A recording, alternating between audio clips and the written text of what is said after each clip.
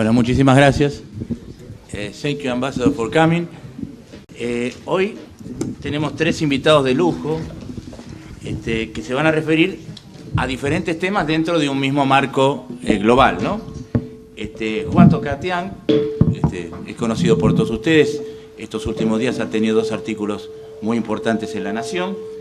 Es profesor plenario de la Universidad Torcuato Di Itela y uno de los pensadores argentinos en materia de política exterior más escuchados y más leídos.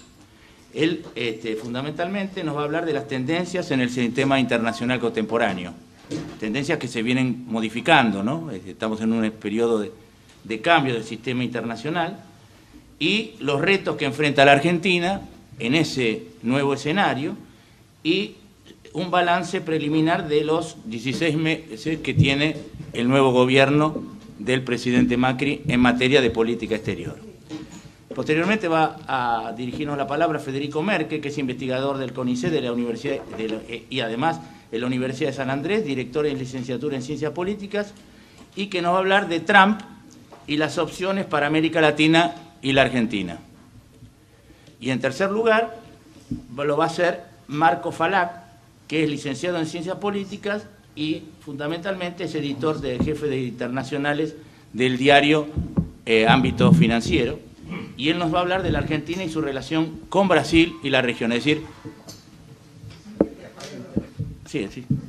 cuando termine, su relación con Brasil, o sea, abarcar más el tema regional con nuestro vecino más poderoso.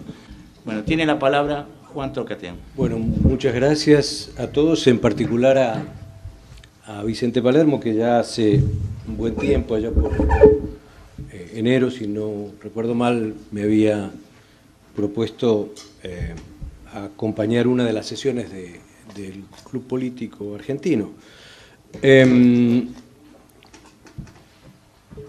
Entonces, agradezco nuevamente, al Club Político, y no sé si en los 15 minutos voy a poder hacer todo lo que se supone que estaba planteado en los ítems en que fui introducido.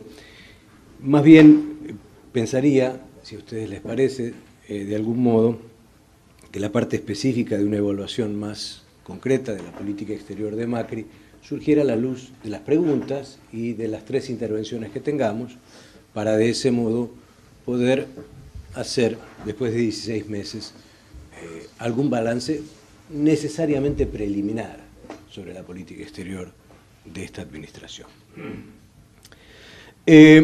Voy a partir de un argumento central, voy a indicar 6 procesos como eje fundamental de mi explicación y voy a introducir una suerte de telón de fondo para observar el despliegue de estos 5 procesos. En el año 1953, un muy reputado politólogo canadiense, David Easton, en un texto clásico, habló y escribió sobre lo que él consideraba un sistema político sobrecargado. ¿Qué decía Easton en el 53 cuando ya observaba las democracias particularmente occidentales y veía fuertes tensiones? Decía, bueno, hay un conjunto cada vez más creciente de expectativas y hay un conjunto cada vez más limitado de recursos en disponibilidad de los estados.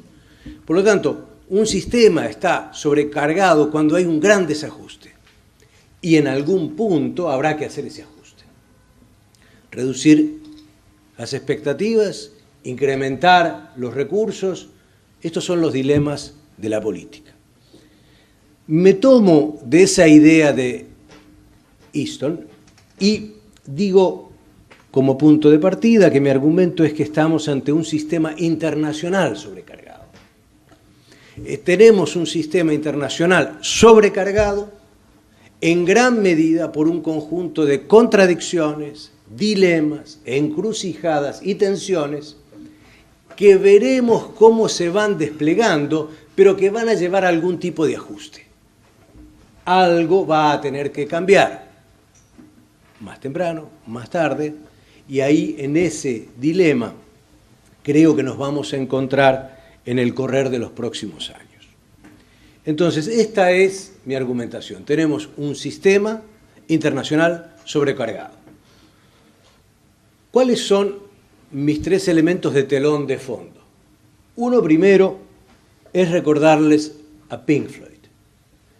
Pink Floyd tenía un álbum fabuloso, a mi gusto, que se llamaba El lado oscuro de la luna. Entonces yo hoy voy a hablar un poco del lado oscuro de la luna o de las tendencias, sin desconocer que a cada uno de los elementos a los que yo me refiera, uno puede encontrar el contrapunto de dinámicas positivas.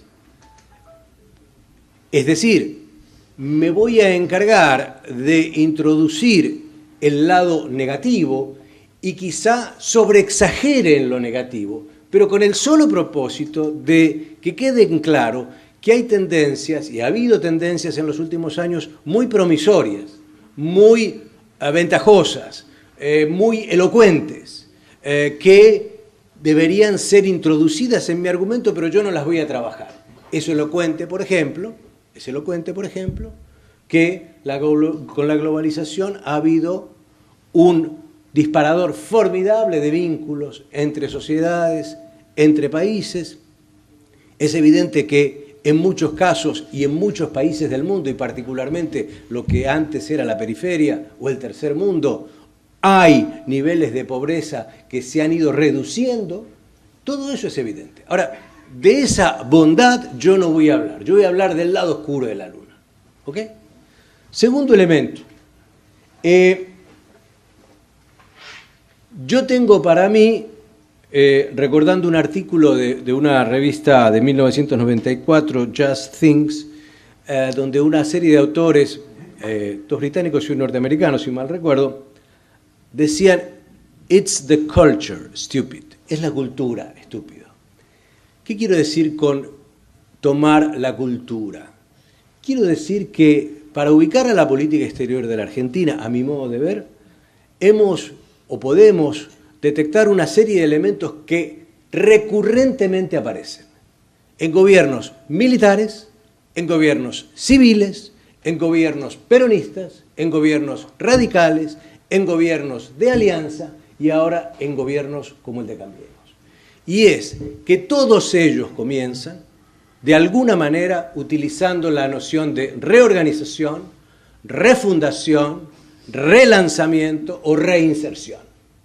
Cuando un país y su clase política y su clase dirigente llega a los gobiernos en materia de política exterior para decir eso, para mí es un síntoma cultural.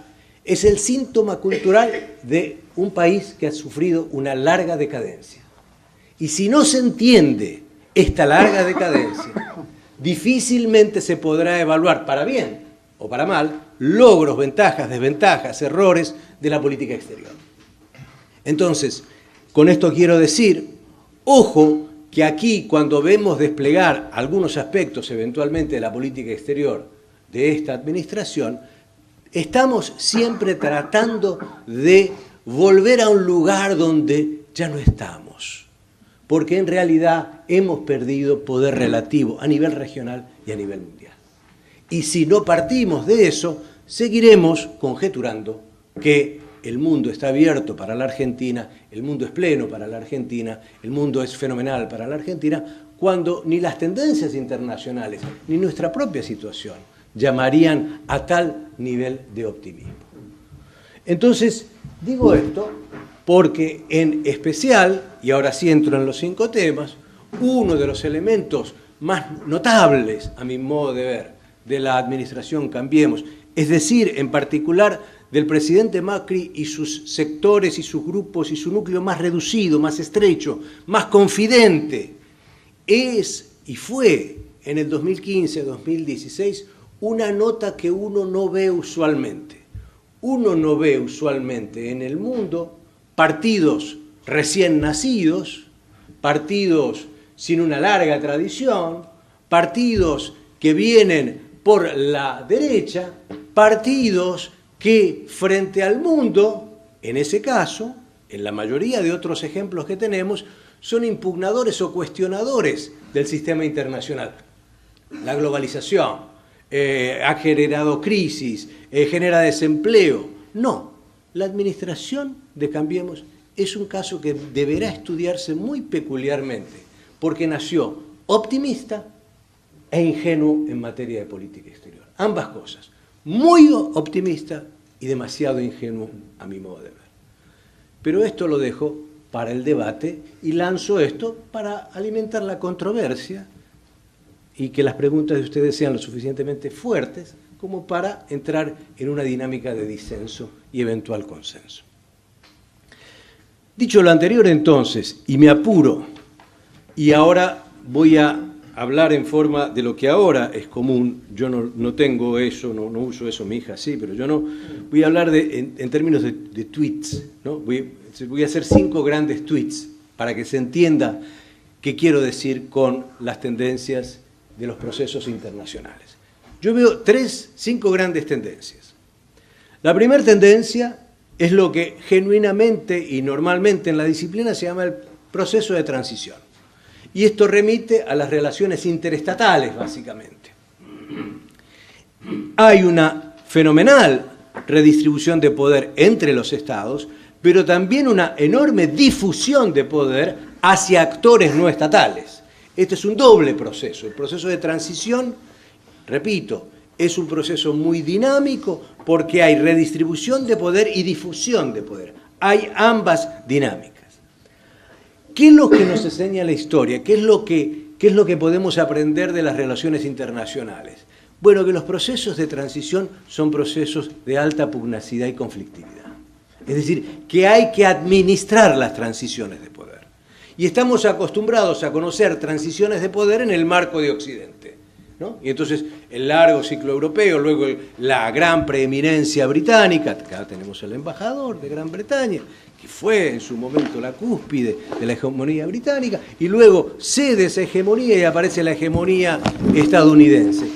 Y estamos siempre pensando en una clave tradicional y convencional, repito, respecto a estos ciclos, y son los momentos de transición son momentos de alta conflictividad, porque hay alguien que gana poder y hay alguien que pierde poder. Y el que pierde poder no quiere perder poder, y el que gana poder quiere acumular más poder. ¿A qué va todo esto? A que es una condición inexorable la de la conflictividad. Y ahora aún más, porque el locus de poder está cambiando de Occidente hacia Oriente. Está cambiando en un horizonte, en una dinámica civilizacional, cultural, que muchos desconocemos, que estamos empezando a entender, a desglosar, a comprender apenas, pero que no tenemos muchos elementos profundos desde Occidente para divisar ese proceso de transición y cuál va a ser su desenlace. Un gran estudioso de los procesos de transición, Graham Allison, el que escribió aquel libro famoso sobre la esencia de la decisión, la crisis de los misiles de Cuba, acaba de terminar un trabajo hace 1 año y medio, y él estudia 500 años de historia y 16 procesos de transición de poder en el mundo. En 12 de esas 16 transiciones hubo guerras. Fueron las guerras las que dinamizaron el cambio de poder. 4 procesos de transición no fueron desplegados a partir de una guerra. ¿Qué quiere decir esto? Bueno, que la propensión a que la conflictividad se transforme en algo más fuerte es potencialmente alta. ¿Quiere decir, estoy diciendo con esto que va a haber una guerra? No estoy diciendo que sea inexorable. Lo que estoy diciendo es que la historia nos dice, atenti, que los procesos de transición son muy delicados, son muy complejos, son muy, muy delicados. Y por lo tanto, tener un buen diagnóstico de qué es lo que está pasando globalmente en materia de la transición es esencial para los dictados estratégicos de una política exterior y para aportar a que ese tránsito de poder sea más moderado, más suave y no más belicoso, más marcado por altas confrontaciones. El segundo proceso que me parece importante, y todos estos son de larga data, es obviamente el proceso de globalización, que ya hemos visto desplegar. Y aquí también me parece que hay un elemento que requiere más atención. No dudo, y ya dije que no voy a hablar de los elementos positivos de la globalización, voy a hablar más bien del lado oscuro de la globalización. No dudo de sus beneficios, no dudo de sus alcances, etcétera. No estoy haciendo una crítica, ni uso la palabra neoliberalismo, no me interesa utilizarla, no se gana nada con ese término, ¿ok? Sacado ese término con el cual no ganamos nada, lo que es evidente es que ha aumentado la desigualdad. No ha aumentado la desigualdad en el mundo, porque ahora hay otros países que están teniendo más recursos, más poder y más influencia, y otros que menos, y por lo tanto la desigualdad entre los estados no está creciendo. Lo que está creciendo es la desigualdad interna en las sociedades, ¿sí? Y entonces, con esto lo que quiero señalar es que este es un tema esencial del cual no podremos desprendernos. El hecho de que aparezca a través del último trabajo del año pasado, publicado este año, del Credit Suisse, el banco, donde muestra que 8 multibillonarios tienen la riqueza equivalente a 3.600 millones de personas, bueno, nos habla de un proceso de concentración y de desigualdad alarmantes, inquietantes. Y por lo tanto, esto lo que simplemente me lleva a remarcar es que cuando hablamos, no, la elección francesa, polarizada. No, la elección de Estados Unidos, polarizada.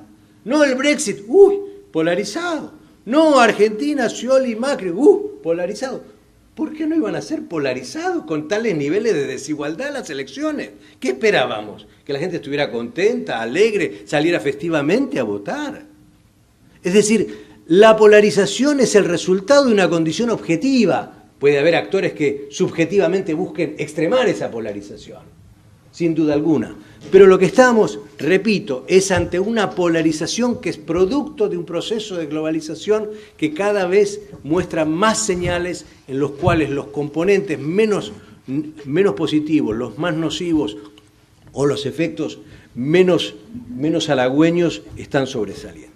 El tercer proceso es el proceso de lo que los internacionalistas llamamos, esto le gusta más a mi amigo Federico, que trabaja bien estos temas, el proceso de legalización internacional, de alguna manera. Esto es el proceso mediante el cual las instituciones, los regímenes, funcionan de tal manera, se construyen de tal manera que generan obligaciones, que generan condiciones para el manejo de grandes desafíos de naturaleza global.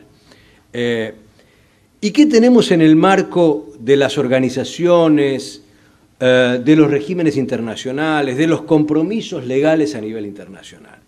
Bueno, aquí cada vez tenemos más frustración y fricción. Naciones Unidas se ha vuelto un espacio en el cual, lamentablemente, muchos de los elementos que hacen a la paz y la seguridad internacional aún se preservan, pero el déficit de Naciones Unidas para la resolución de estos temas es cada vez más elocuente. La Unión Europea, que era ese portaestandarte, ese horizonte de integración que todos añorábamos, esperábamos, buscábamos, pues hoy parece más cerca de la desintegración que de la integración plena.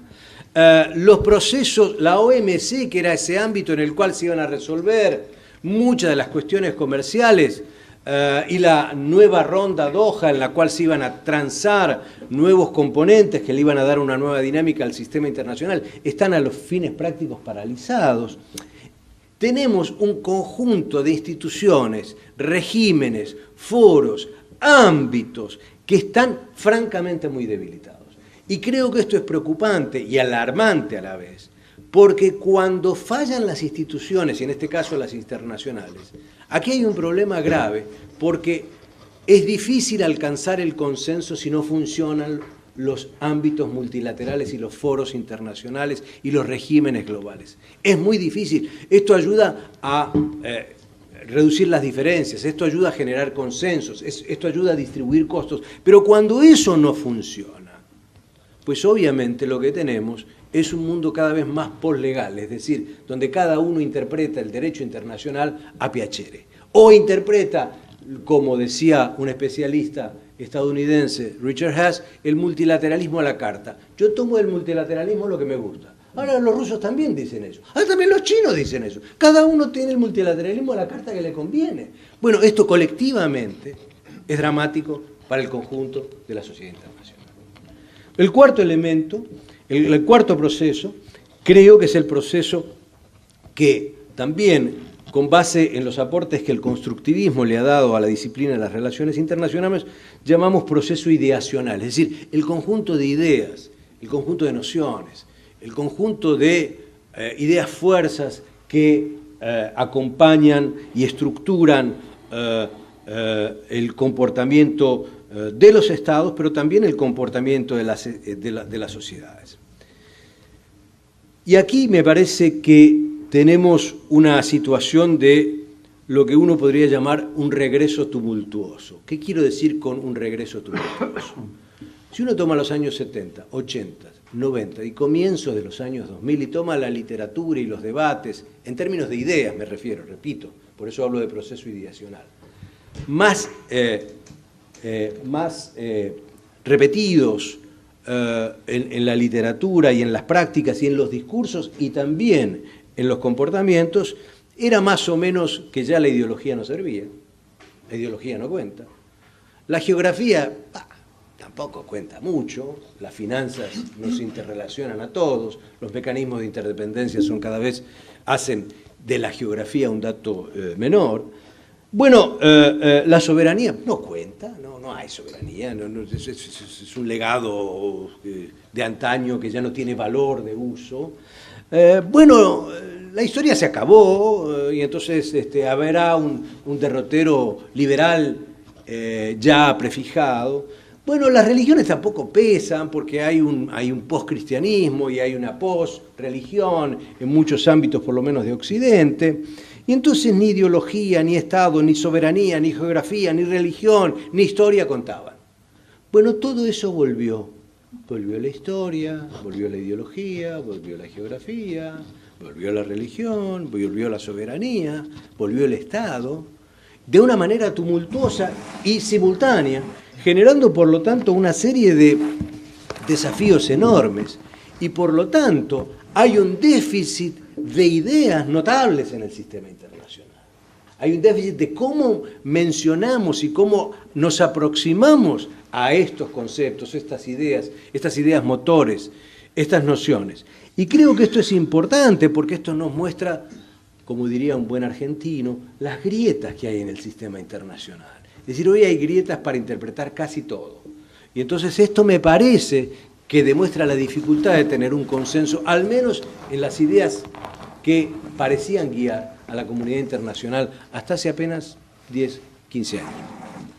Y el quinto proceso, y con esto termino, es el proceso de democratización, que obviamente remite a las cuestiones de naturaleza doméstica interna. La democracia liberal está en crisis en el mundo. Está en una crisis profunda. Surgen cada vez más plutocracias, cada vez más autocracias, cada vez más autoritarismos. Hay una regresión y un deterioro de la democracia sustantiva y procedimental enorme en el mundo. Este es un problema grave, importante, relevante, que creo que tenemos que tener en cuenta al momento de hacer un diagnóstico de lo que pasa global y nacional y regionalmente.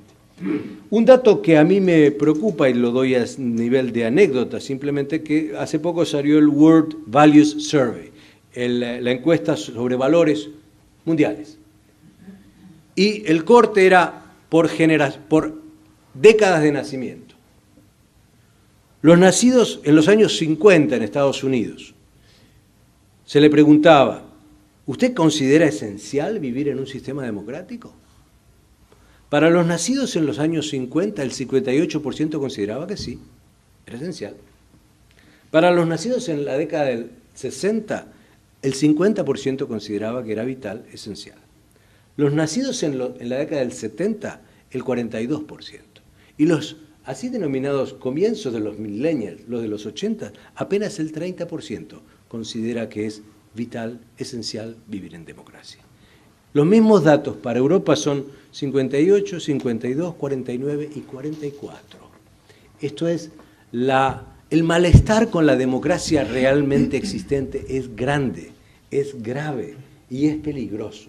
Entonces, termino ahora sí. Este me parece que es el escenario que ha tenido que enfrentar en estos 16 meses el gobierno de la República Argentina, el gobierno del presidente Macri, y creo, reitero, que ha habido en un comienzo una visión demasiado optimista y demasiado ingenua del mundo, y no veo hasta ahora que haya ideas de retoque.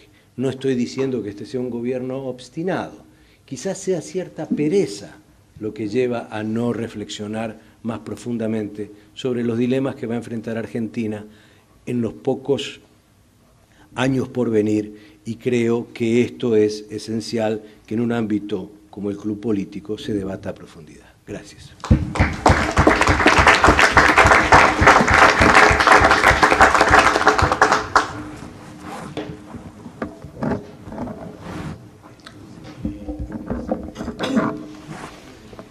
Bueno, buenas tardes. Yo también, al igual que Juan, le quiero agradecer a Tito Palermo por la invitación, a Guillermo por la coordinación del evento, y para mí es un placer estar acá con ustedes en el Club Político, club que vimos nacer con Juan también, ¿no? Sí, supimos ver nacer. Supimos ver nacer. Así que es un doble placer estar acá. ¿Qué pasa cuando además de estas... ¿Más cerca? ¿Qué pasa cuando además de estas 5 tendencias hay un Trump en la Casa Blanca, ¿no? Entonces mi idea es pensar un poco en Donald Trump, ya que él no piensa tanto en él mismo, tratar de reflexionar un poco sobre qué estuvo haciendo Trump en su periodo de campaña, pero principalmente desde que asumió como presidente. Y acá es muy difícil contar una historia acerca de Donald Trump. Yo creo que hay, a este momento, el sábado, si no me equivoco, va a cumplir 100 días de gobierno, Donald Trump. Siempre 100 días, esta obsesión por el sistema decimal nos hace hacer un balance de algo, ¿no? Y ya hay mucho escrito sobre balances acerca de Trump. Así que es un buen momento para hacer una primera lectura, porque nadie sabe cómo va a evolucionar. Me parece que hay más incógnitas que certezas acerca de la inserción internacional de Trump. Y yo creo que hay 2 Trump hasta ahora, que esto no significa que haya un Trump 3 o un Trump 4. Yo voy a hablar de un Trump 1 y un Trump 2. Un Trump 1 que fue el Trump de campaña y primeras semanas en la presidencia, y un Trump 2 que apareció bastante ruidosamente en las últimas semanas, con los eventos que ustedes ya conocen, ¿sí? Pero que implicarían reajustar el primer Trump, ¿no? Porque hay algunas diferencias que es bueno señalarlas. ¿En qué consiste el Trump 1? El Trump 1 uno lo decodifica a través de sus tweets, ¿no? Su obra inconclusa son los tweets de campaña, y él sigue tuiteando y con poco control externo, ¿no? Sus tweets, sus discursos que dio durante la campaña y una vez que asumió como presidente, y las primeras decisiones que tomó en materia de política exterior. Y en ese Trump 1 yo diría que hay 3 amenazas, ¿sí?, que él visualiza en materia de política internacional, y habría una suerte de estrategia, me parece que estrategia es pretencioso el término, pero habría una especie de camino para hacer frente a esas amenazas que consiste en 4 elementos, ¿no? Yo creo que esas 3 amenazas que él visualiza en la campaña y en los primeros días en la Casa Blanca tiene que ver, no es el orden de importancia, es nominal, tiene que ver en primer lugar con el terrorismo islámico, el islamismo radical, ¿no? Con el agravante o con la diferencia en relación a las administraciones anteriores que no parece haber mucha voluntad en precisar bien en qué consiste el terrorismo islámico, cuando los presidentes anteriores hacían un esfuerzo enorme por distinguir entre el Islam como religión y el terrorismo como práctica, diciendo el Islam es una religión de paz, el terrorismo es un problema del 1%. No está claro que Trump y su entorno piensen de esta manera. Si uno mira las primeras declaraciones de el que ahora es ex asesor de seguridad nacional, que tuvo que renunciar por flirtear con Rusia, veía una gran conspiración del Islam, ¿no? Y como que acá había un enfrentamiento entre la tradición judeo-cristiana y el Islam. Esto se ha minorado, pero no ha desaparecido, ¿no? Con lo cual implica también pensar en que el americano musulmán es potencialmente una amenaza, ¿sí? No es el Islam que solamente está en Medio Oriente, sino el americano musulmán también puede ser una amenaza. O sea, es una versión ampliada de la amenaza que viene desde el Islam. El segundo elemento que era muy amenazante para Trump era los acuerdos comerciales. Acuerdos comerciales que Estados Unidos negoció en malos términos, ¿no? Estados Unidos fue como el chico tonto del barrio, que le robaron la pelota, le regaló caramelos a todos y no recibió nada a cambio. Y Trump se proponía revisar. Acá principalmente el punto de crítica era China, ¿sí? No solamente era el NAFTA, era decir que se iba a ir del TPP, del Tratado Transpacífico, pero sí denunciar que en buena medida el principal problema acá era la política comercial de China, ¿no? China nos robó empleo, nos robó industria, nos robó de todo.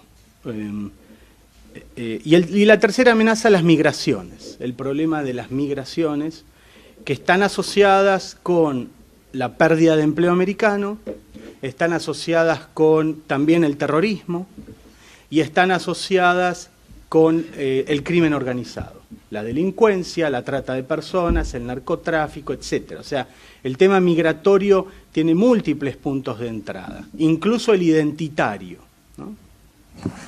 Entonces, me parece que estas tres amenazas eran centrales en el Trump 1. ¿Sí? ¿Y qué estrategia propuso Trump? Bueno, fue algo básico que se llamó America First, ¿sí? Primero Estados Unidos, o primero América, como lo quieran traducir. Uno se puede preguntar cuándo no fue America First. ¿Alguna vez hubo un presidente que hubiera dicho América en segundo lugar, o Estados Unidos en segundo lugar? Y acá me parece interesante reflexionar sobre qué es esto de America First, cómo tratar de entender el America First. Porque el punto es que siempre fue America First.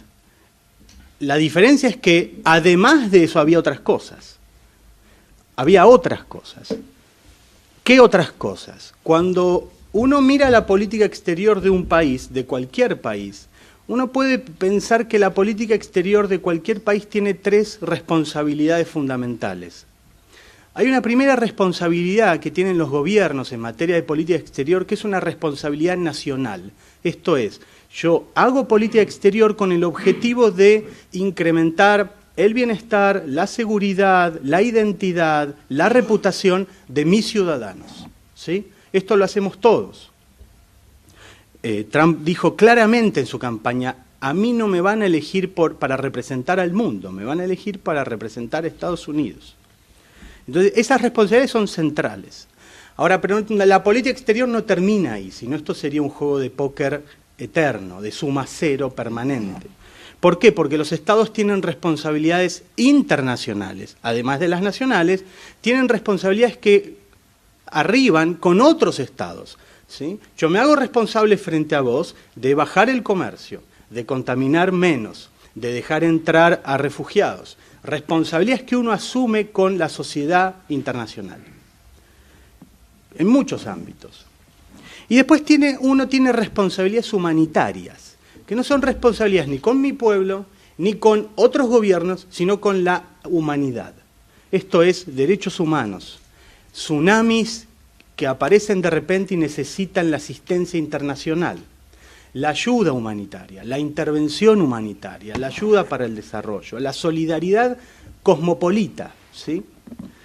Estos tres elementos uno podría decir intuitivamente, de manera realista, que bueno, los estados casi siempre privilegian las responsabilidades nacionales, ¿no? Pero están estas dos otras responsabilidades que forman parte de este contexto internacional cada vez más globalizado que señalaba Juan.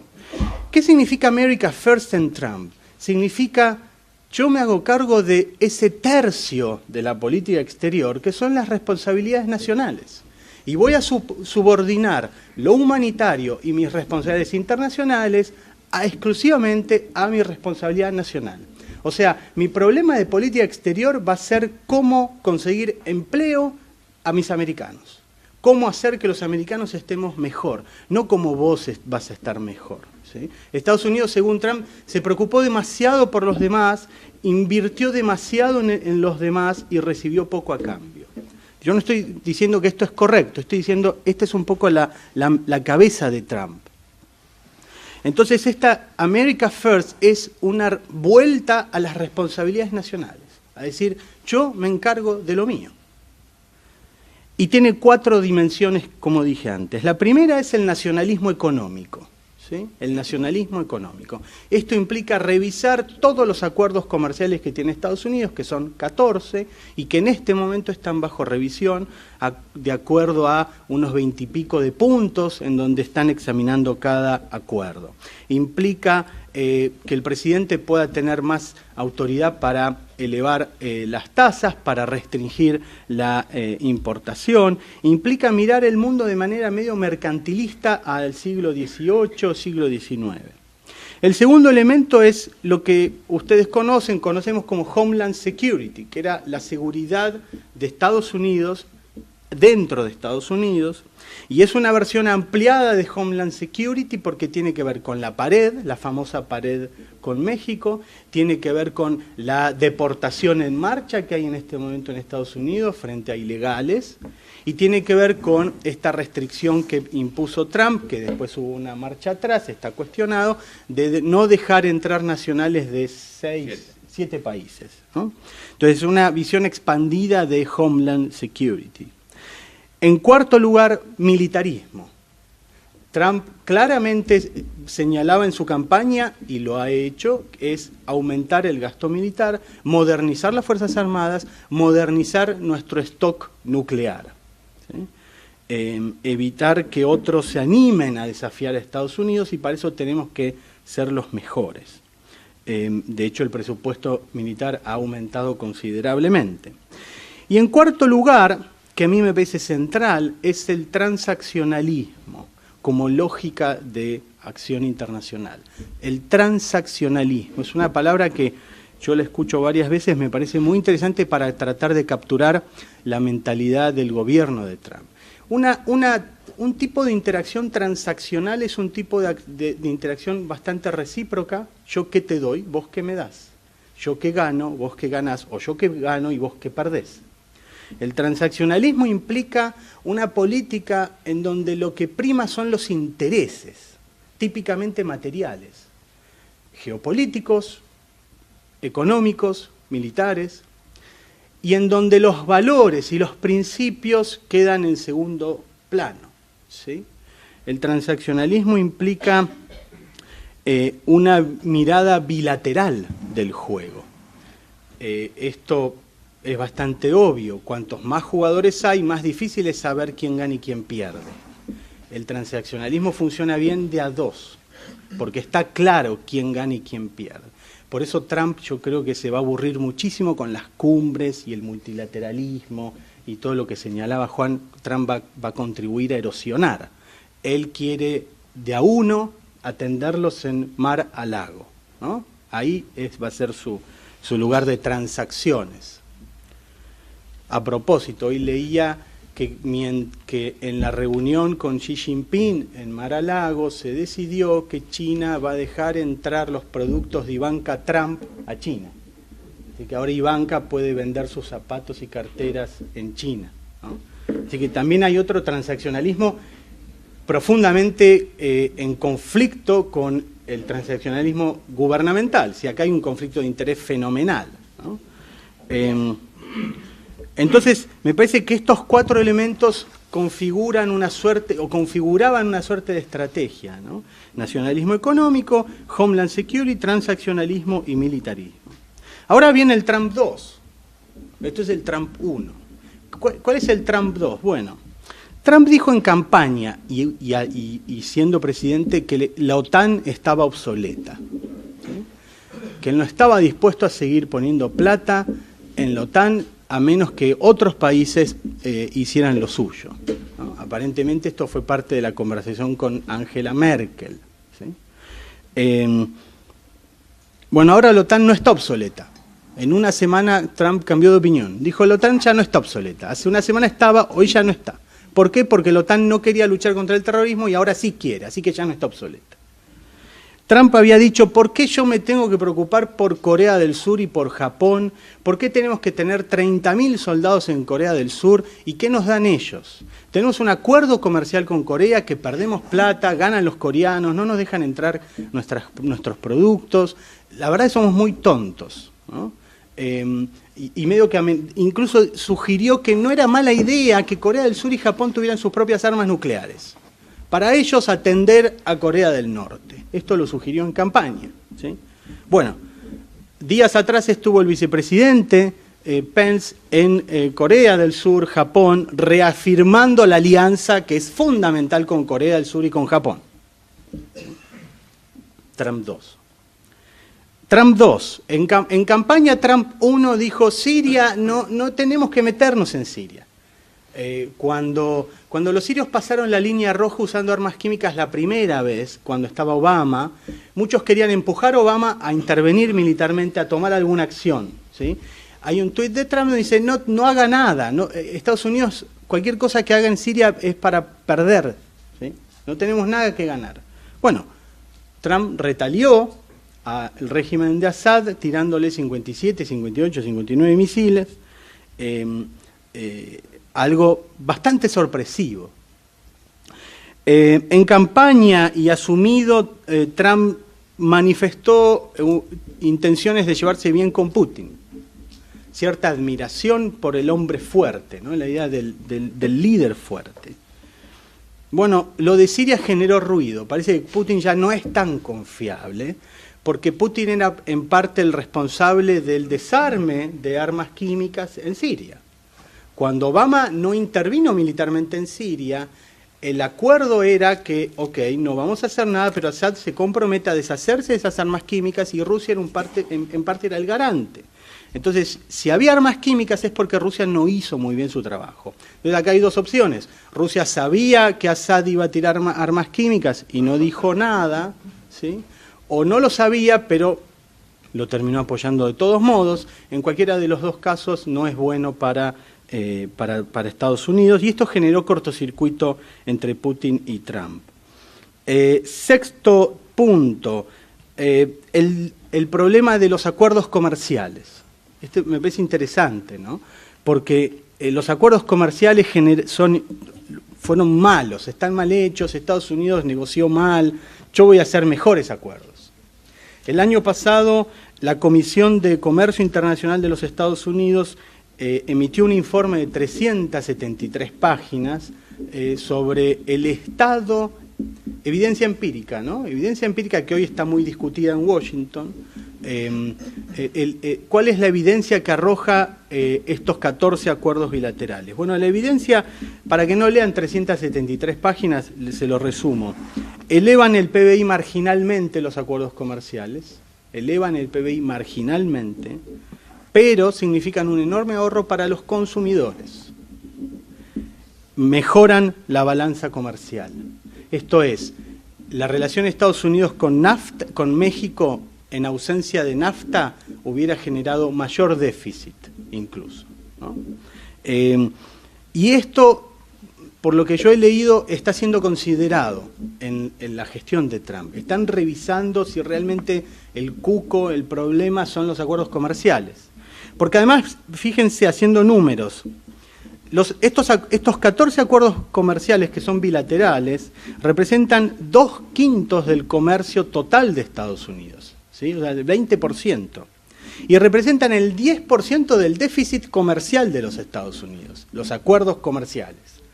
Y el 77% del déficit comercial de Estados Unidos lo tiene con China, con la Unión Europea y con Japón, 3 actores con los cuales no tiene acuerdos comerciales. Entonces es claro que ese no es el problema. Entonces yo no descarto que Trump avance firmando acuerdos comerciales básicos, elementales, toma y daca. Yo te doy, vos que me das. Yo no descarto eso. Ese es el Trump 2. ¿Termina acá? No lo sabemos. ¿Va a haber un Trump 3? ¿Sí? ¿Qué es lo que hemos visto acá? ¿La realidad se impone? ¿La realidad, las presiones geopolíticas y los intereses que tiene Estados Unidos en el mundo son tan fuertes que es difícil desatenderlos? Esto es, las responsabilidades internacionales, un país que es el hegemón global, para bien o para mal, ¿puede desatenderse de esas responsabilidades internacionales? Yo creo que las últimas semanas mostraron que no, que es muy difícil salirse del juego, ¿sí? ¿Cómo entra América Latina en esto? América Latina casi que no entra, diría yo, casi que no entra. Las prioridades de la política exterior de Estados Unidos están en Eurasia, o sea, Europa / Rusia, en el Medio Oriente y en Asia.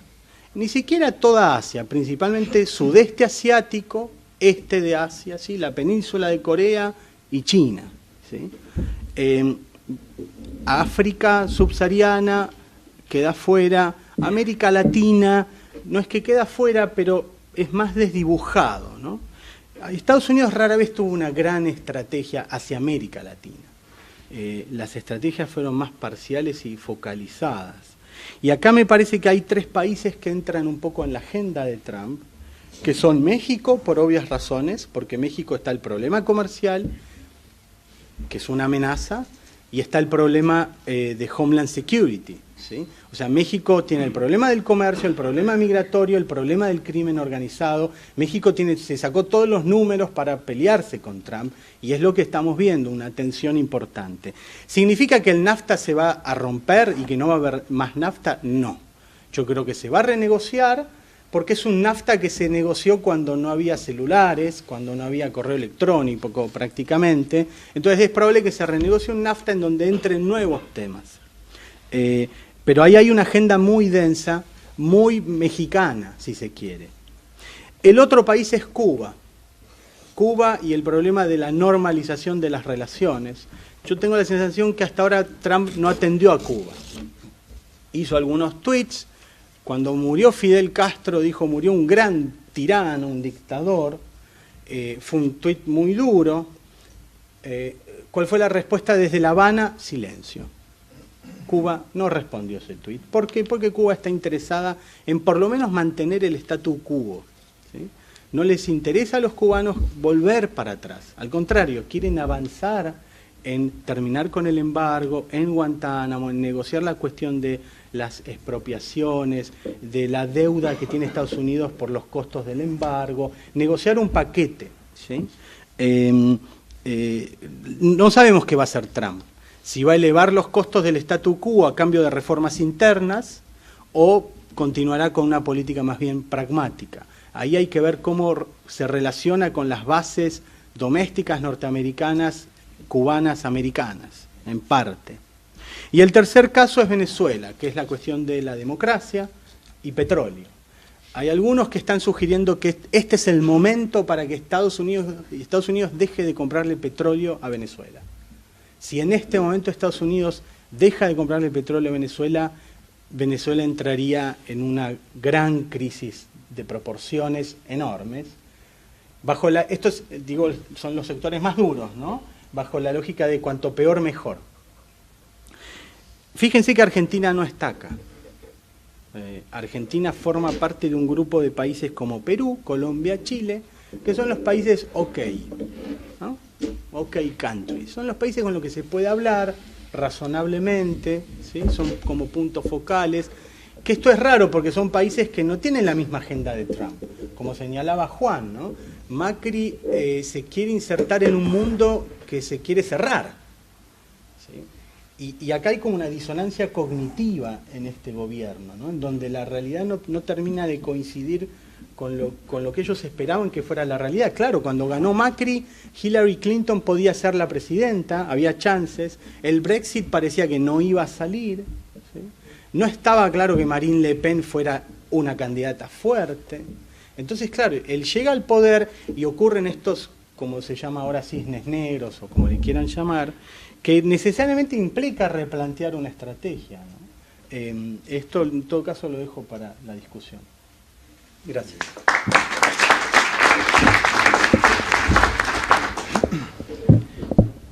Bueno. Antes que nada, muchísimas gracias por la invitación, muchas gracias a todos por haber venido en un día tan feo. En la presentación me dijo Marcos, espectacular porque es mi primer nombre. Firmo siempre como Marcelo Falac, pero uso el segundo, así que salió correcto, no hay ningún problema. A ver, los escuchaba atentamente y tengo la sensación de que si hubiese sido adrede, tal vez no lográbamos que todo fuera tan complementario, digamos, ¿no?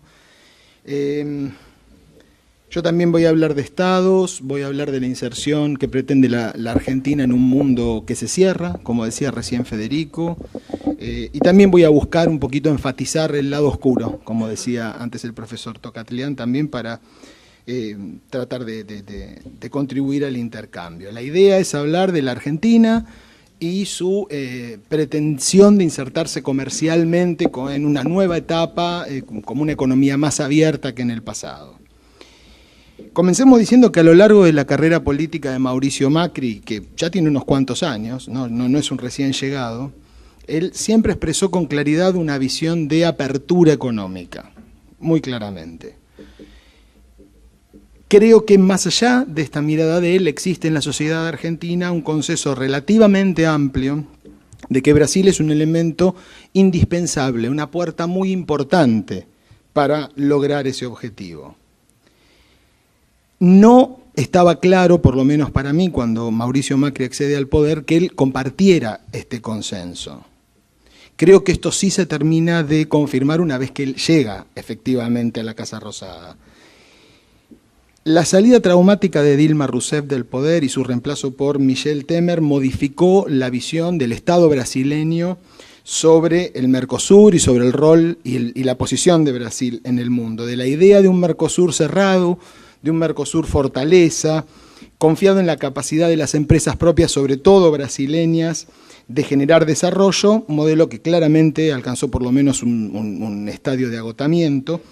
Se pasó a otra idea, a otro modelo que consistía en una política mucho más de fronteras abiertas y directamente incluso de romper la unión aduanera, por más que fuera imperfecta, y retrotraer el bloque a una zona de libre comercio. Esto estuvo muy claramente planteado por el primer canciller de Temer, José Serra, cuando estuvo en Buenos Aires.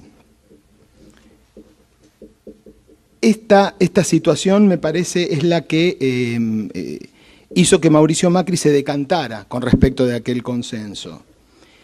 La respuesta fue muy contundente. Los acuerdos que se lleven adelante se tienen que llevar adelante a partir del Mercosur y no a partir de cada país unilateralmente. Lo cual, a ver, me parece que es una respuesta natural, yo creo que también es una respuesta plausible, solamente pensemos qué sería de la industria automotriz argentina sin el Mercosur. Estamos hablando de la mitad de las exportaciones industriales de la Argentina. El problema es que esa puerta hacia el mundo, que en esta visión, que creo que compartimos la mayoría de los argentinos, representa a Brasil, hoy sigue siendo un problema y va a seguir siendo un problema en el corto, mediano plazo y tal vez más allá de esto. Ya está claro que la crisis institucional de Brasil no se va a limitar al cambio de Dilma por Temer y se generan otras preguntas. Si Temer va a poder terminar el mandato el 1 de enero de 2019 o no, si lo logra, en qué condiciones, qué va a quedar del conjunto de la clase política brasileña cuando la hoguera del petrolao se agote, qué liderazgo va a emerger de las urnas en las elecciones de octubre del año próximo, con qué fortalezas, con qué debilidades, con qué nivel de legitimidad. De la mano de esto, Brasil va a terminar con su crisis institucional y va a poder encontrar finalmente el rumbo en lo económico? Lo que hay que decir es que lamentablemente todas estas preguntas van a encontrar respuesta seguramente cuando Macri esté terminando su gobierno o incluso después. Ante este panorama, entonces, me parece que el gobierno de Cambiemos optó por una solución mixta. No renunció a la puerta que representan el Mercosur y Brasil como un vehículo hacia la inserción, reinserción de la Argentina en la economía internacional, pero optó por tomar la iniciativa e intentar llevar un poco a la rastra a Brasil. Esto se vio muy claramente, lo voy a mencionar en un par de minutos, en las negociaciones con la Alianza del Pacífico. Claramente la Argentina se convierte en miembro observador primero y después Brasil comienza sus propias gestiones. Los primeros pasos del macrismo en términos de inserción comercial de la Argentina tienen que ver primero con una iniciativa abortada. La Argentina realmente pensó en los Estados Unidos como un socio posible. Claro que esto dependía de un triunfo de Hillary Clinton, alternativa a la que el gobierno jugó activamente en algún momento y bueno, sabemos todos que se frustró. En segundo lugar, el oficialismo actual se encontró con una negociación en curso, estancada, pero abierta, entre Mercosur y Unión Europea. Macri reiteró recientemente, hoy lo dijo también Mariano Rajoy en Brasil, el objetivo de anunciar un acuerdo de libre comercio antes de fines de este año, cuando Buenos Aires sea sede de la reunión de la Organización Mundial de Comercio. A ver, Francia el fin de semana despejó un poco el panorama. Un triunfo de Marine Le Pen evidentemente hubiese dado por tierra con esa situación, pero tampoco me parece tenemos que sobreestimar la importancia de la previsible, esperable victoria de Emmanuel Macron. ¿Por qué? El capítulo agrícola se tiene que comenzar a negociar en la segunda mitad del año. Y si uno habla con distintos actores, creo que hay una mirada compartida de que el capítulo agrícola, tal como necesitarían los países del Mercosur, jugadores claves en los mercados de granos y de carne, es irresoluble. En los términos en los que nosotros necesitaríamos, es irresoluble. ¿Esto significa que no va a haber acuerdo? No, de ninguna manera. Habrá posiblemente lo que sea el acuerdo posible. Y en el gobierno lo que hay es la expectativa de entonces, antes de fin de año, por lo menos poder mostrar un papel, algo que permita mostrar avances tangibles y concretos en determinados sectores y una voluntad de seguir negociando y destrabar eventualmente lo que quede pendiente. En tercer lugar, se puso el foco en la Alianza del Pacífico, que esto creo que sí es la impronta novedosa que trajo el gobierno de Cambiemos. Decía recién, la Argentina se convirtió en miembro observador y que Brasil haya ido a la saga es demostrativo del tipo de estrategia que se ha emprendido para tratar con el vecino y a su vez emprender negociaciones desde el Mercosur. Pero el problema es que la Alianza del Pacífico es un bloque que, por llamarlo de alguna manera, tiene muy baja intensidad en el comercio recíproco. Así que tiene sentido llevar adelante en paralelo negociaciones con sus Estados miembros, que es lo que se ha hecho. Hace poco se anunció un acuerdo en materia automotriz, muy modesto hay que decir, pero bueno, acuerdo al fin con Colombia. Y luego están los casos de Chile y de México, países con los que rigen acuerdos de complementación económica y países con los que en gran medida el comercio bilateral, si tomamos Argentina y cada uno de ellos, está muy desgravado. Con Chile hay un nivel de apertura mayor que el que tenemos con Brasil, incluso.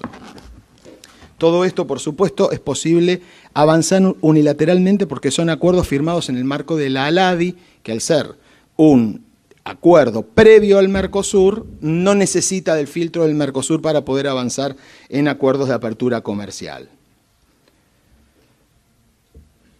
Todo indica que, bueno, otro objetivo es cerrar algo mucho más concreto con Chile y con México, aunque uno puede dudar del impacto efectivo sobre las exportaciones e importaciones de la Argentina, repito, con dos países con los que ya el nivel de apertura es muy alto. Para empezar a provocar un poco, la pregunta es, porque llama un poco la atención el carácter muy disímil de los países y bloques que uno está mencionando. Estamos hablando de grandes potencias europeas, estamos hablando de países de la cuenca del Pacífico latinoamericana, países que entre sí tienen diferencias muy grandes, una cosa es el perfil de México, otra cosa es el perfil de Chile. Se han iniciado negociaciones con Canadá, de manera muy exploratoria todavía. Se menciona Australia, ¿no? Llama un poco la atención el distinto perfil de estos países. La pregunta entonces es si existe hoy una estrategia definida y suficientemente explicitada para la inserción de la Argentina en las cadenas de valor y en los circuitos comerciales internacionales. Me reitero, implica las negociaciones en curso tratar con potencias industriales y de servicios de enorme calado como algunas de Europa. Países como Canadá y Australia que difícilmente caerían en la categoría de economías complementarias de la Argentina por el potencial que tienen en materia de producción de alimentos. México, bueno, puede optar por ir consiguiendo distintos mercados que le permitan por lo menos paliar en parte la posibilidad de un relativo cierre tal vez del mercado estadounidense, una economía de muy bajo costo laboral. Recuerdo hace algunas semanas un estudio de Fiel que daba cuenta de que el costo laboral argentino es casi el triple que el de México y un 50% superior al de Brasil. Yo creo que son preguntas que nosotros nos tenemos que hacer pensando en cuál va a ser el perfil productivo de la Argentina del futuro. Esto es una sensación personal y después, por supuesto, lo podemos abrir en la charla. Creo que existe una vocación definida por una apertura comercial. No sé hasta qué punto, con qué nivel de reflexión respecto de cuáles son los socios más adecuados para una primera etapa, pensando en un determinado perfil productivo para la Argentina.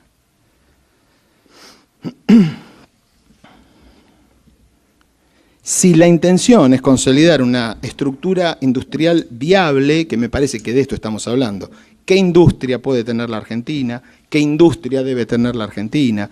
La Argentina debe ser un país que produzca industrialmente de todo, tiene que ser un país que se especialice en determinados renglones. Me parece que este es un poco el debate ausente por el momento. Me parece que si esto es así, uno de los focos de las negociaciones comerciales debería pasar por regiones menos explotadas, como Asia-Pacífico y Asia. Regiones sobre las que se han hecho alusiones, pero que no se han iniciado negociaciones serias o firmes. A ver, repasemos un par de datos, yo no quiero aburrir con esto. Estamos hablando, por supuesto, de las ventas de manufacturas de origen industrial.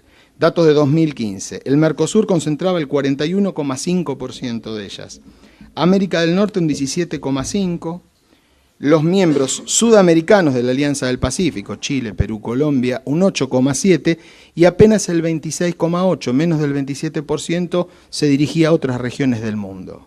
Así que tenemos que mirar justamente las regiones menos explotadas por el comercio exterior argentino.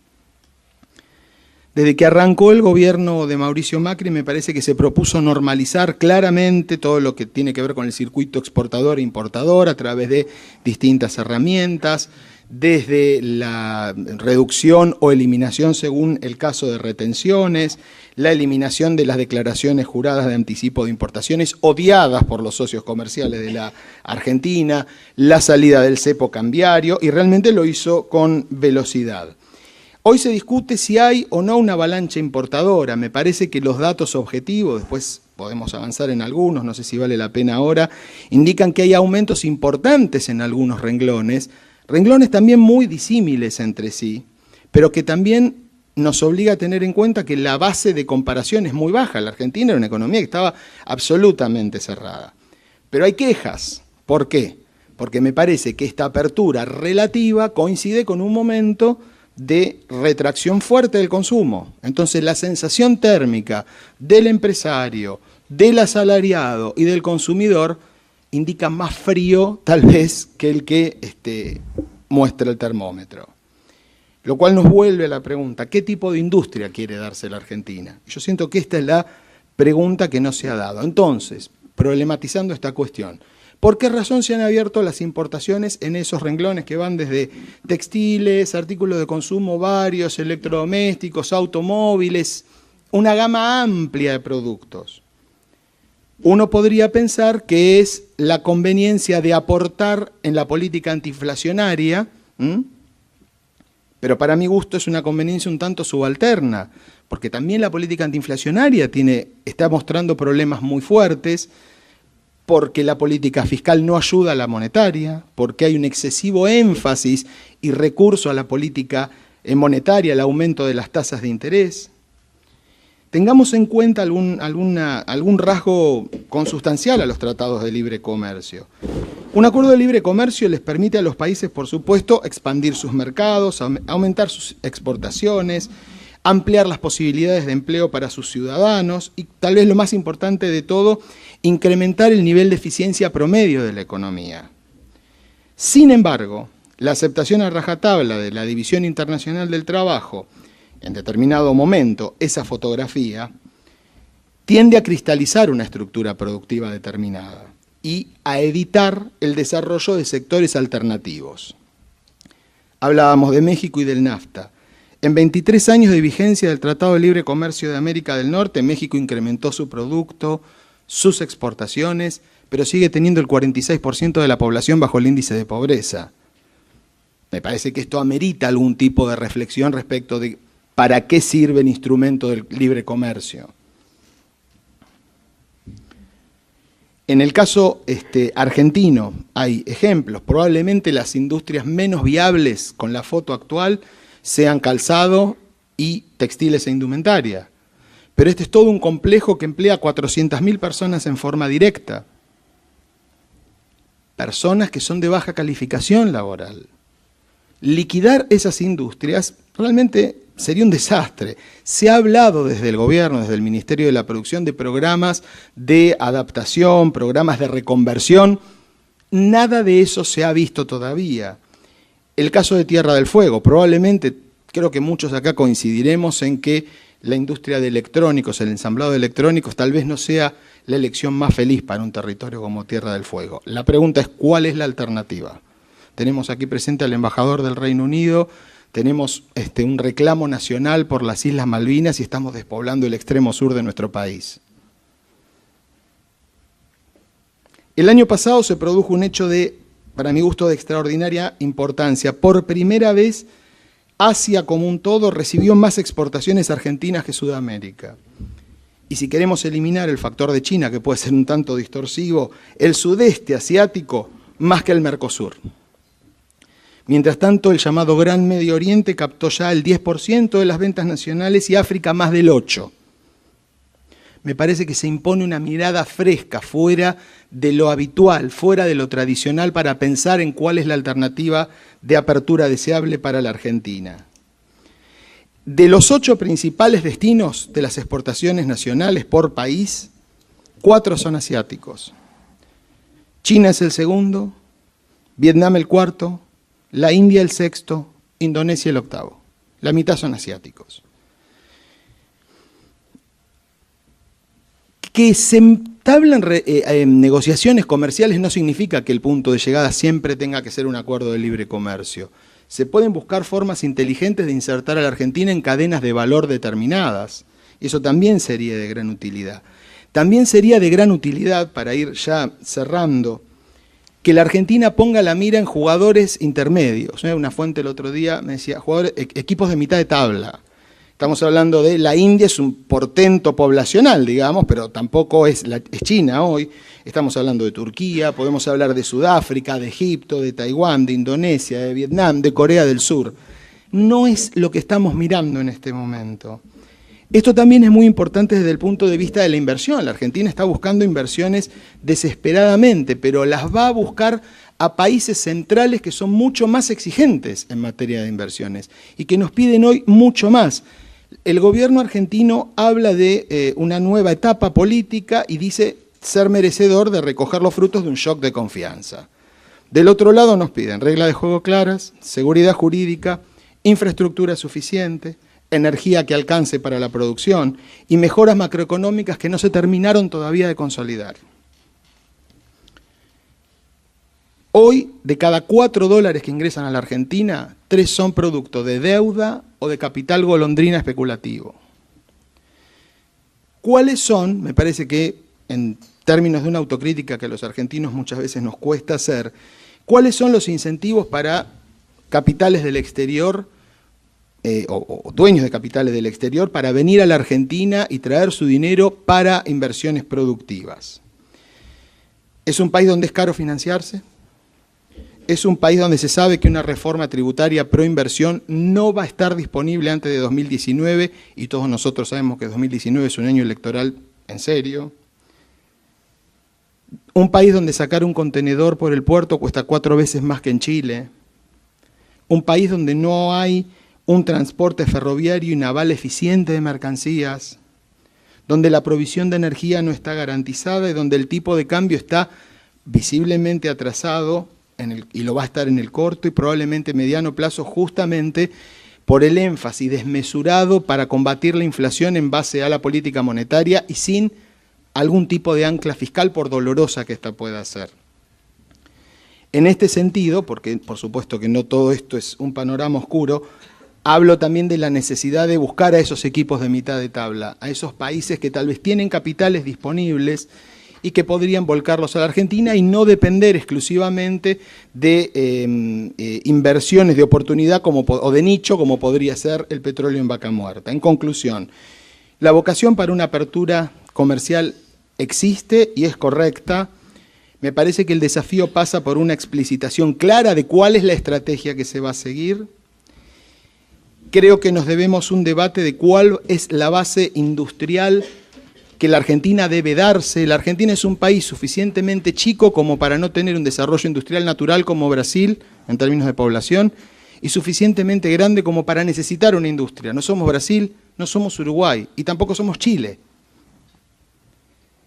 Para todas estas tareas el Estado tiene mucho que hacer en términos de costos, impuestos, infraestructura y logística, y estabilidad macroeconómica.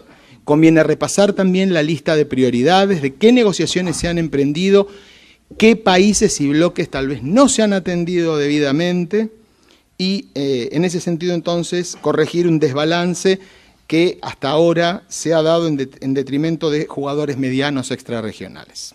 Muchas gracias.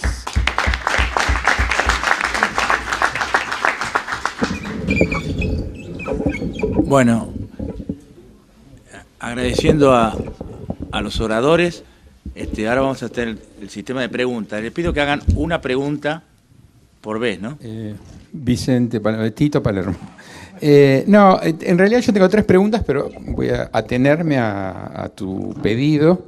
Y entonces voy a empezar por la primera, que tiene que ver con un comentario muy interesante de Juan, que hizo al pasar de su excelente análisis. Al pasar, él comentó, digamos, cómo veía el comienzo de la administración Macri, para decirlo de alguna manera. Entonces, creo que señalaste 3 aspectos, que son, uno, esa vocación cultural argentina, refundacional, digamos, y, bueno, relanzadora. Vamos a recomenzar, vamos a empezar de nuevo y, bueno... la ingenuidad y la falta de análisis, ¿no? Yo, digamos, la impresión que tengo, no sé si la compartís, es decir, yo tengo la impresión de que sí, efectivamente hay bastante o hubo bastante de ingenuidad, es decir, tanto en eso como en el comienzo de la economía, todo, y por eso han pagado un costo extra, digamos, a los costos ya inherentes de asumir el gobierno en una situación tan endiabladamente complicada. Esa ingenuidad me parece que les hizo pagar un costo extra. La falta de análisis, parece que tenés razón, es decir, yo por lo menos no lo veo, el análisis de lo que podría ser política exterior, un debate dentro de la Cancillería o algo. Aquí hay una diplomática también, Teresita, que es nueva. Hola. En una de esas me corrige y me encantaría que me corrigiera eso, pero me parece que tenés, en principio me parece que tenés razón.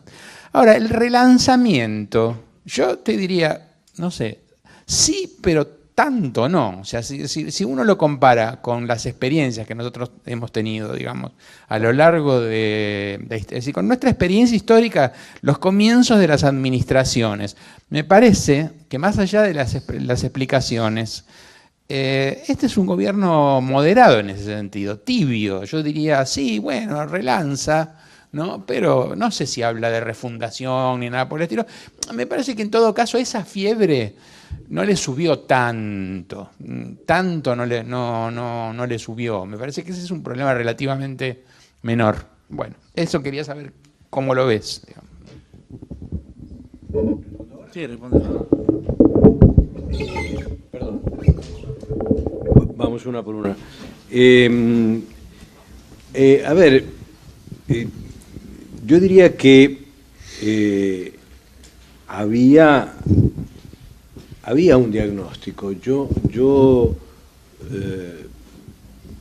rehúso a pensar que los primeros 16 meses de este gobierno fueron producto de una improvisación.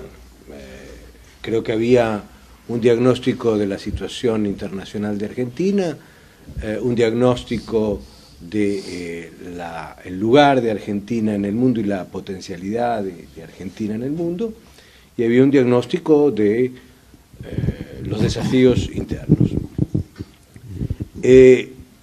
Diría también que la expectativa de reacomodar la relación con Occidente tenía mucho sentido a la luz de lo que habían sido los 12 años previos, y particularmente, yo diría más que los 12 años previos, el segundo mandato de Cristina Fernández. Y había también la necesidad de tener una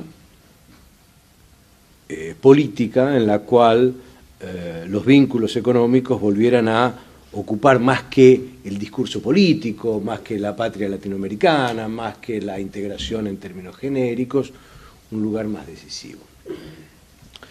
Comprendo eso, pero creo que ahí había también un modo de aproximarse que tenía un sentido refundacional, es decir, Argentina, uso las palabras del presidente, volvía al mundo como si antes estuviera fuera del mundo.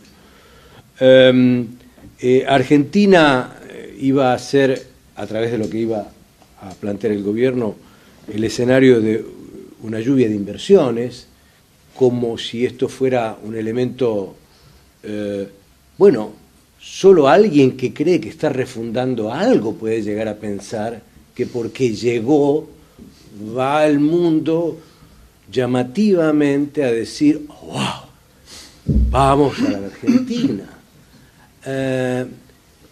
Y a mí me parece que hay muchos elementos del discurso que tenían esta ambición, por eso dije, optimista e ingenuo, porque había optimismo, había una certeza de que se estaba ante algo decisivo. Ahora, yo creo que tenemos una clase dirigente en un sentido más grande que Cambiemos, y en un sentido mucho más profundo que Macri, que es muy ignorante y muy perezosa. Y hace mucho tiempo que no sabe qué pasa en el mundo y dónde puede y qué debe hacer Argentina. Yo creo que es un problema mucho mayor. Entonces, escondemos ese problema que es mucho mayor con esta ambición de llegué y cambio, llegué y refundo, llegué y reinserto, llegué y relanzo. Entonces, a mí me parece que este es un problema, por eso decía, es un problema más quizás de cultura política. Por eso iba por ese lado.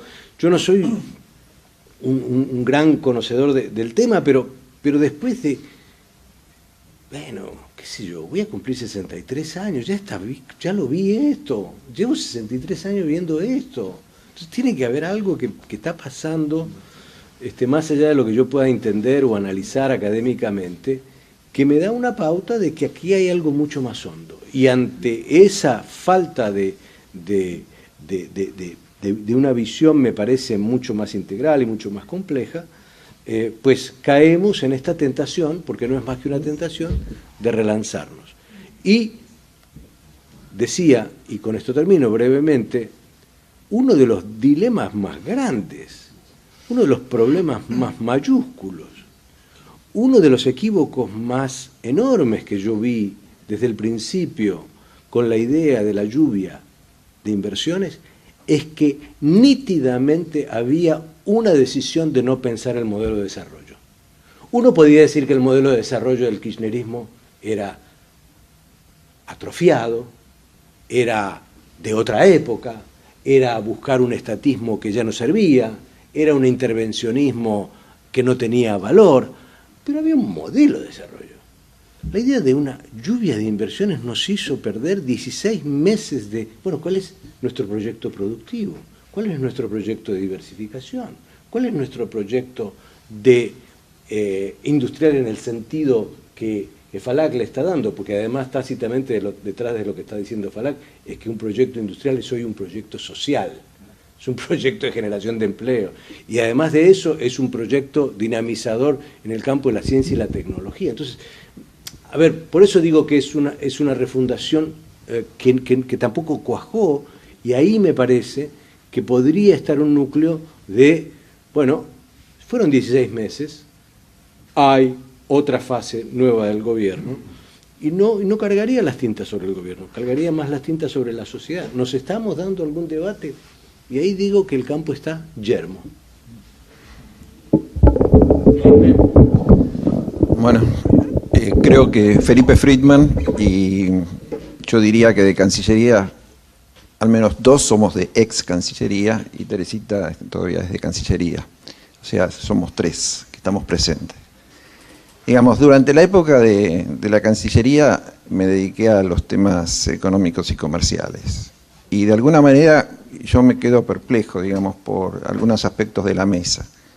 Porque hace un mes atrás tuvimos una mesa de economistas y ahora tenemos una mesa de política exterior. Pero me parece, digamos, que el énfasis de la mesa está en la política económica más que en la política exterior. O sea, me dio esa sensación, sobre todo por la presentación de Falac, que puso mucho énfasis en el modelo productivo.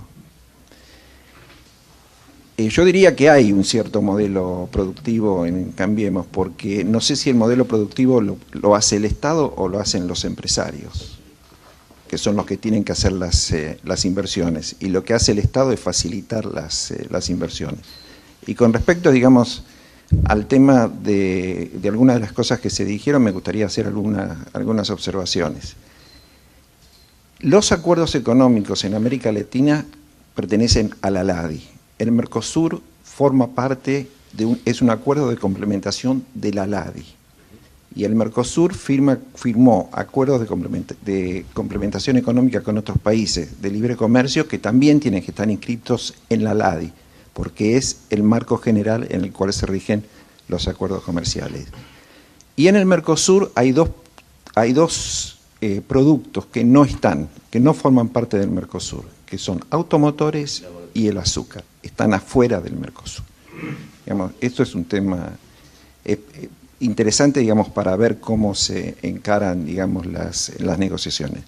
Y justamente, digamos, en la Cancillería, una de las dificultades para impulsar los acuerdos con Asia es que justamente los asiáticos son buenos en hacer calzados y textiles, que son los temas que vos te referiste.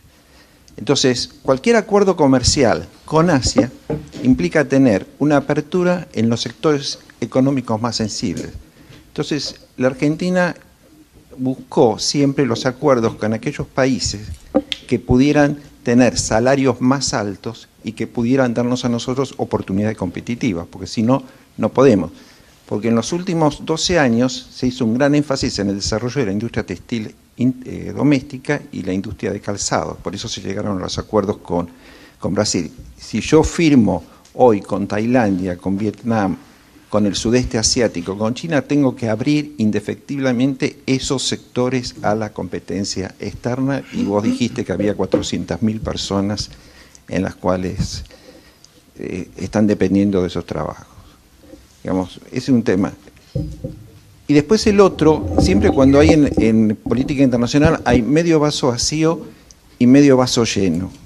Y me dio la impresión, como lo dijo Juan, te referiste al medio vaso vacío. Y en ese sentido, yo lo que veo es que hay un cambio en el paradigma, sobre todo en los últimos años. Hasta el 2008 éramos todos felices. Todo el mundo crecía, la pobreza disminuía, había más gobernabilidad internacional, se creaba el G20. El 2008 viene con dos temas. Primero viene la crisis económica que afecta a los países desarrollados y después viene la primavera árabe. Y eso trastoca todo lo que hasta ese momento se venía diciendo. Y esos dos temas no estuvieron incluidos en lo que fue el análisis del cambio de paradigma de la situación internacional. Porque Trump es un producto de ahora, digamos, es un producto de hace 3 meses. Pero sin embargo, digamos, cuando vos haces el análisis, daría la impresión de que es de un proceso mucho más largo, que para mí, digamos, hay dos factores que nombré, la crisis internacional y la primavera árabe, que trastocan todos esos valores. Y en segundo lugar, creo que hay todavía no está dicho que la gobernabilidad internacional se terminó. El G20 sigue andando. En la crisis financiera en Europa intervino el Banco Mundial y el Fondo Monetario Internacional. Los acuerdos comerciales que nos referimos, hay que ver cómo se van a renegociar, porque todavía está la OMC de por medio. Todos decimos, la OMC perdió valor, pero todos los acuerdos están firmados en la OMC. Entonces, la gobernabilidad internacional está cuestionada por Trump, por ahora, y vamos a ver cómo se resuelve ese tema. Y según la presentación que se hizo sobre Trump, muchas de las cosas que dijo en la campaña, digamos, no se están llevando a cabo. Y en ese sentido, los acuerdos comerciales, Trump puede estar muy bien, decir, toma y daca, pero los acuerdos comerciales siempre fueron negociados toma y daca. No hay acuerdo comercial que un país haya dicho, yo doy sin recibir. Todos los acuerdos comerciales son toma y daca. Eso es lo que él va a enfrentar si va a renegociar el NAFTA. Digamos, por lo tanto, digamos, la visión pesimista sobre la situación internacional habría que, me parece, y ahí te pido, digamos, tu opinión, si no habría que moderarla para ver cómo van los actores a evolucionar. Sí, puedo hacer primero porque se aludió a algunas cosas que dije. Felipe, antes que nada, gracias por la intervención. Yo lamento si la exposición fue tal vez demasiado económica y no era la expectativa, pero lo que pienso es que si no tenemos en claro cuál es la forma en la que la Argentina se quiere plantar ante el mundo, cualquier política exterior gira en el vacío. O sea, la verdad para mí, mucho de lo que tiene que ver con lo comercial, una esfera de la que Argentina ha estado mayormente ausente, una Argentina que ha primarizado su economía y su estructura productiva de una manera lamentable. Me parece que si no redefinimos eso, cualquier política exterior gira en el vacío. Esto por un lado. Por otro lado, yo fui al Fleje, hablé de calzados, textiles e indumentaria, yendo a las industrias probablemente más disfuncionales para un país de ingresos medios como la Argentina. Ahora, una negociación no es una foto, es una película. Usted, por su experiencia diplomática, lo sabe mejor que yo. Hay periodos de salvaguarda. Mientras tanto, internamente uno no se sienta a esperar que pase el periodo, venza y se abran las importaciones. Hay programas de reconversión productiva. La Argentina tiene todas las condiciones para avanzar hacia industria, ya que estamos hablando de esos sectores, en calzados e indumentaria, en la que el valor agregado del diseño sea absolutamente extraordinario. Podemos mirar lo que hace Italia. Italia tiene industrias de ese tipo. No significa hacer desde la suela y que porque tenemos cuero, ¿no? ¿Se entiende? Entonces, en este sentido, me parece que esto es lo que está faltando, pensar internamente como norte para una política exterior, qué es lo que se hace y qué industria nos damos. Esto es el sentido de lo que yo quise mencionar antes. Simplemente, y que obviamente esto no depende de lo que negocio, de la capacidad de negociación de una cancillería. Claramente sí, esto es resorte de otras áreas de un gobierno, ¿no? Sí, rápido para dar espacio para más preguntas. Felipe tiene razón. Yo creo que tendremos que hacer otro debate sobre el lado claro de la luna. Me ofrezco a rebatirme también, en el sentido de a jugar con la dialéctica que esto implica, que es indispensable, y remarcar elementos mucho más positivos quizá tome mucho tiempo. Lo que sí me gustaría remarcar es que yo insisto y quisiera introducir esto como un tema o como un leitmotiv eventual para otros debates del club, que seguramente los tiene, el tema de la historicidad y de los procesos de largo plazo, porque me parece que esto, digo, claro, Trump ganó ahora y tenemos este fenómeno, pero si uno mira los datos demográficos, económicos, políticos de los Estados Unidos en los últimos 25 o 30 años, no digo que era predecible que ganara, no digo que era inexorable que ganara, pero el achicamiento de la clase media, los procesos de desindustrialización en ciertos espacios geográficos, en ciertos estados, el malestar con la clase política y con Washington, digo, había un conjunto de elementos que se desplegaron en una coyuntura determinada y facilitaron la llegada de Trump. Yo creo que la crisis del 2008, que bien tú colocas como un momento de quiebre, yo lo tomo más bien como un momento que acelera dinámicas de tensión y de fricción. Digo, ahí hay un punto, sí, pero dentro de una tendencia de mucho más largo plazo, donde ya había un gradual desencanto con los costos de la globalización, ya había señales claras de sociedades en las cuales el desempleo, el auge del crimen, los problemas sociales venían increyendo, ya había señales claras de que el comercio no estaba avanzando, pero no con la suficiente fuerza como para ser el gran dínamo internacional. En fin, simplemente digo eso, que el 2008 es correcto lo que decís, pero yo lo tomaría más como un disparador de esas tensiones y de esos procesos que venía, que como un gestor de una nueva fase o una nueva época.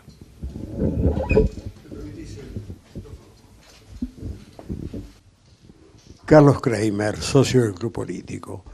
Brevemente, cambiando el vector de esta conversación, pero siempre en el tema internacional, hubo dos artículos periodísticos que leí que me sorprendieron. Uno me llenó de zozobra y el otro de sorpresa. En La Nación, de no hace más de una semana, reprodujo un artículo del New York Times de Max Fisher, que creo es un experto en algunos temas de Corea. Habló de Corea del Norte, gobernada por un absoluto irracional, como puede ser Kim Jong, y que se ve de alguna manera amenazado, pero muy amenazado, y del otro lado un Trump que es un temperamental, y que cualquier movimiento en falso que él no descartaba puede provocar una reacción de Corea del Norte. Y dio un dato que yo no lo conocía y me sorprendió. Corea del Norte está en condiciones, con su cohetería, de poner una explosión atómica en Seúl y en Tokio, dos lugares con los que tiene una historia Corea. No los mencionó así, al pasar. Obviamente, me llenó de zozobra. El domingo lo leo a Jorge Castro, que ha sido alguna vez invitado al club. A Jorge Castro lo leo porque tiene mucha información, que para un ignorante como yo me viene a veces bien, y porque comparto alguna tradición que se ve en sus escrituras. también considero que puede ser como el personaje de Landru, el hombre que razonaba demasiado. Y da un dato que yo ignoraba, que recientemente, hace menos de un mes, el 5 y 6 de abril, en Palm Beach, Trump y su similar chino firmaron un acuerdo que significa nada más y nada menos que la cuarta revolución industrial, que ya no tiene lugar en países determinados como Inglaterra y Estados Unidos, las anteriores, sino que va a ser multinacional y esto va a cambiar el mundo. Simplemente, como estos dos hechos me impresionaron, si la mesa le da algún crédito, es todo.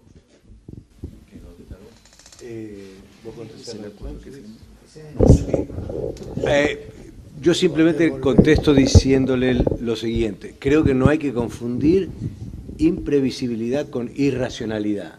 Yo no creo que Kim sea irracional. Me parece que hay que comprender mejor sus dinámicas, sus razones de política doméstica, el legado que dejó la guerra de Corea, que hasta como sabemos no hay paz, hubo un armisticio pero no hay paz, que un país ocupado entre 1910 y 1945 por Japón. Todo el mundo dice, China tiene la capacidad de torcerle el brazo. Eso es equivocado. Es decir, no es tomar en consideración la historia complejísima de China con Corea. En fin, todo esto para decir, no confundamos imprevisibilidad, que puede ser que este personaje lo sea, y de hecho creo que lo es, con irracionalidad. No hay mucho de irracional en su conducta. ¿Querés decir algo? No, simplemente que como estuve embajador en China, algún elemento conozco respecto de Corea. Y lo que es cierto es que, a mi entender, esto es una deducción, tanto Corea como Trump lo que quieren es movilizar a China. O sea, el tema este lo dificulta a China porque lo pone en una discusión con Estados Unidos que trasciende lo comercial. El tema de las islas y el tema de Corea. Y Corea quiere involucrar a China en su defensa diciendo que va a atacar a los Estados Unidos. Pero como dice acá Juan, digamos, no es un tema de ajedrez. Por supuesto, teniendo la capacidad militar que tienen, que tiene China, que tiene Corea y que tiene Estados Unidos, no es para despreocuparse. Pero es un tema que está mucho más en un tablero de ajedrez que en la posibilidad de que mañana se produzca una tercera guerra mundial. Perdón, ya tendrías que contestar vos.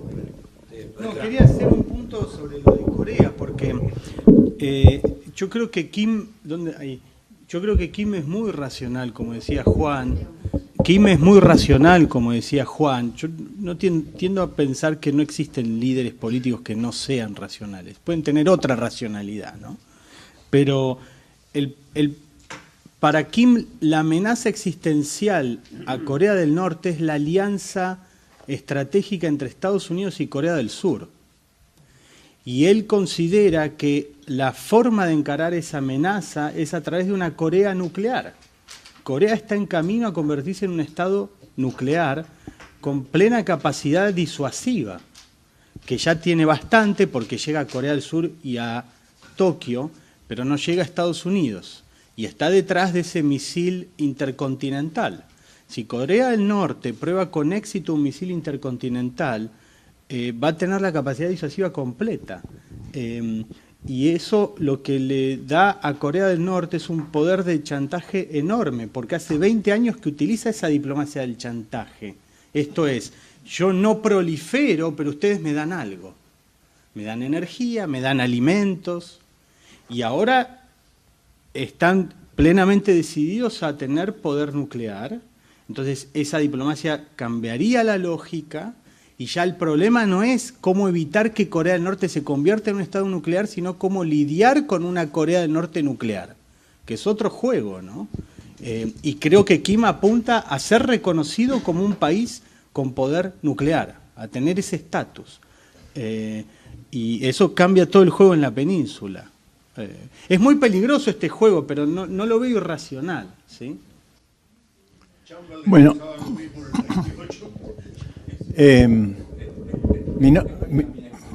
Guillermo Yanco. Gracias a los expositores, me llevo un gran aprendizaje.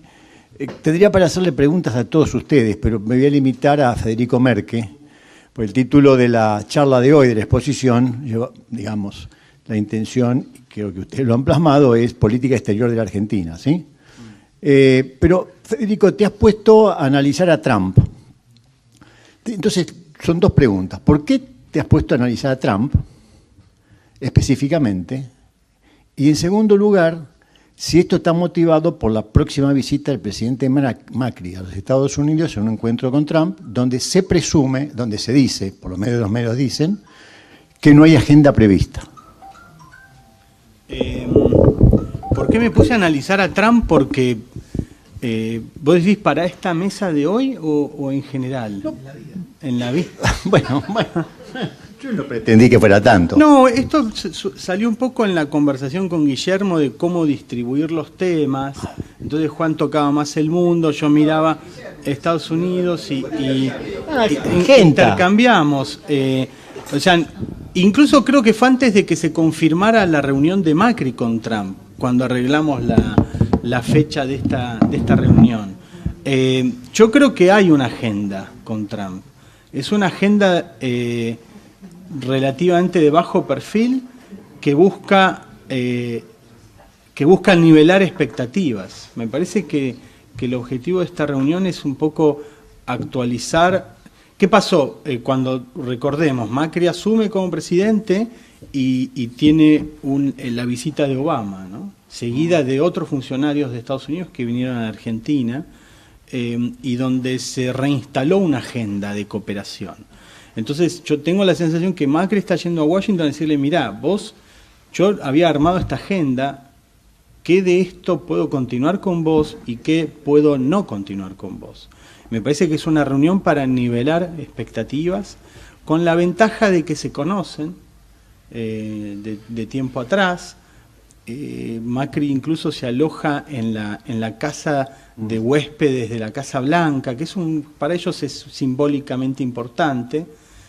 Hay un almuerzo con el gabinete, una reunión de trabajo con Trump. O sea, tiene un ribete interesante porque además es la primera visita oficial de un presidente latinoamericano a Trump.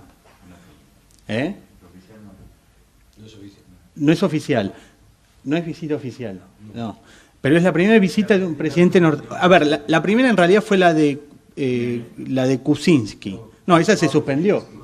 La de Kuczynski de Perú. Pero no es que viajó a Estados Unidos a verlo a Trump, sino que estaba en Washington por otra cosa. Recibía un premio, y dijo, Trump lo llamó y ¿puedo pasar? Bueno, date una vuelta. Esta es 13 minutos, por eso, tomamos un café. Esta sería la primera organizada, que rompe un poco el molde, porque típicamente los presidentes norteamericanos cuando inauguran su gestión, interactúan primeramente con el presidente de México o de Brasil, por obvios motivos, ¿no? Digo de América Latina. Cuando se trata de América Latina es o un viaje a México o viaje al presidente mexicano o Brasil, o sea, la cuestión de la vecindad y la envergadura comercial o el volumen político, si se quiere. Por obvios motivos, México y Brasil no están, digamos, muy disponibles para una agenda con Trump. Entonces ahí aparece, bueno, el tercero en la lista, ¿no? Que es Macri. Yo me quedé pensando con lo que decía Juan de la clase política argentina, ¿no? Frente al comentario tuyo, Tito, que decías, bueno, esta vez no veo un Macri relaciones carnales, ¿no? Un giro, un regreso, si se quiere, de relanzamiento, que volvemos con el péndulo hacia el otro lado. Yo coincido con esa mirada y creo que tiene que ver con dos motivos, uno externo y uno interno. El externo es que hoy la certidumbre no está en Estados Unidos y no está en Europa, está en China. Hoy el país que más certidumbre ofrece es China, no es un país occidental. Entonces los incentivos para seguir la relación con China son altos. Yo estuve mirando la vez pasada la agenda bilateral entre Argentina y China y es la más densa de todas las agendas bilaterales en este momento. ¿Sí? Si sumamos a eso continuidad, con algunos cambios menores, pero continuidad en los acuerdos con Rusia, en marcha, ahí yo veo quizás como que continúa una agenda que venía del gobierno anterior, ¿no? Entonces, repito, el sistema internacional ofrece mucha incertidumbre como para decir, bueno, este es el ganador y me voy con este, ¿no? Como sucedió con Menem cuando llega al poder. Y el factor interno tiene que ver con que desde el 83 para acá es la primera sucesión presidencial que no se da en un contexto de crisis económica y social. Sí de problemas, es obvio, pero no de crisis. No fue la transición de Alfonsín con Menem, de Menem con De la Rúa, mucho menos que la de Dual, de Néstor Kirchner. Entonces esto significa que el que llegó, que fue Macri, no tuvo ese margen de maniobra que tuvieron los otros presidentes para decir reconstruyo a la patria, ¿no? Y reinserto a la Argentina. Lo hizo, pero de manera menor. ¿Por qué? Porque hay intereses creados y había equilibrios que no se habían roto del todo en relación al gobierno anterior. Y último punto, y perdón que me extienda, pero a mí me parece importante el tema de la ignorancia de la clase dirigente, ¿no? Yo creo que la explicación de largo plazo es la declinación. Un país que declina genera una élite política menos interesada en el mundo. Un país que asciende genera incentivos para que sus políticos digan, ay, ¿cuál es nuestro rol en el mundo? ¿No? El político argentino se quiere esconder de ese mundo, que lo ven como un problema. Eso es de largo plazo. Pero más corto plazo yo veo dos procesos que impactan en la política exterior. El primero es la fragmentación de partidos, la fragmentación espacial de partidos, ¿sí? Partidos cada vez más chiquitos, alianzas ad hoc, pierden incentivos para mirar el mundo los pequeños partidos. Y el otro proceso es la desnacionalización de los partidos. O sea, inconsistencia en los resultados entre provincias, ¿no? Que van con partidos distintos según las provincias.